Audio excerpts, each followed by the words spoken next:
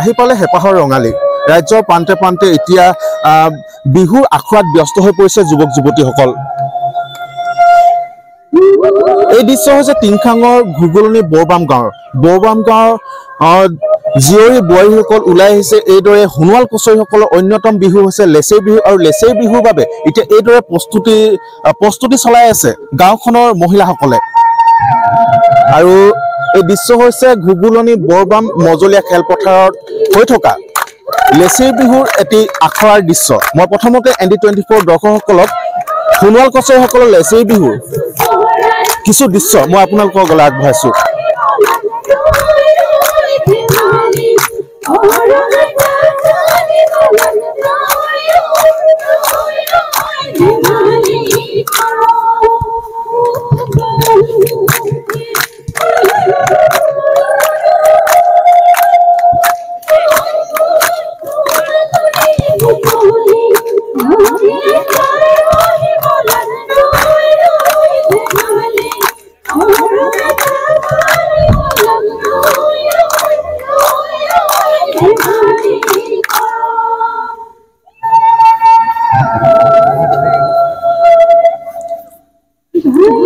আৰু হয় এইদৰে এতিয়া বিদ্যালয়ৰ খেলপথাৰত এইদৰে আখৰাত ব্যস্ত হৈ পৰিছে বৰবাম গাঁৱৰ জীয়ৰী বোৱাৰীসকল।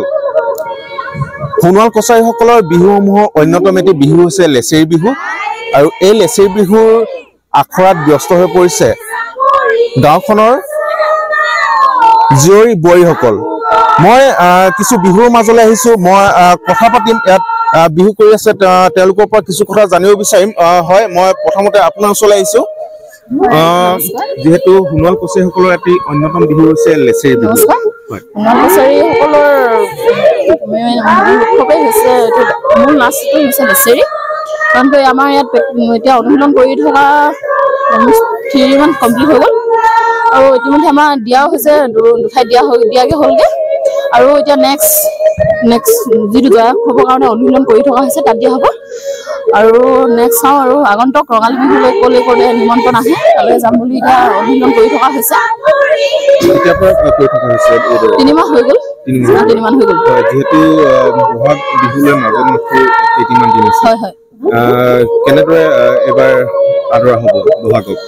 এতিয়া চাওঁ কিমান দূৰ এতিয়া আদৰিবলৈ নতুন বছৰ তাতে নতুন বছৰলৈ আদৰিবলৈ সাজু হৈ থকা হৈছে। এতিয়া ইতিমধ্যে আমি বিহু ৰিহাৰ্চেল কৰি থকা হৈছে আৰু আমাৰ সোণোৱাল কছাৰীৰ অন্যতম নৃত্য হৈছে লগ বিহু আৰু হুগ্ৰা আৰু কোলাবৰী নাচ এইবিলাকৰ অনুশীলন কৰি থকা হৈছে আৰু তাৰ লগতে আৰু বিহু নাচ যিটো অসমৰ যিটো বিহু নৃত্য বিহু নাচৰ আৰু বিনোদনৰ কাৰণে অনুশীলনৰ কাৰণে এতিয়া প্ৰস্তুতি চলোৱা হৈছে। চাওঁ আৰু কিমানটো হেৰি হৈ আগবাঢ়িব।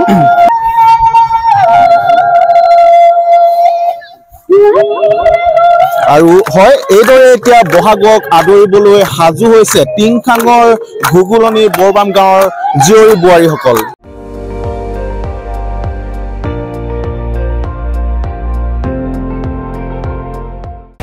আপুনি চাই আছে ND24 সৰ্বশ্ৰেষ্ঠ নহয় সৰ্বোত্তমৰ দৌৰ।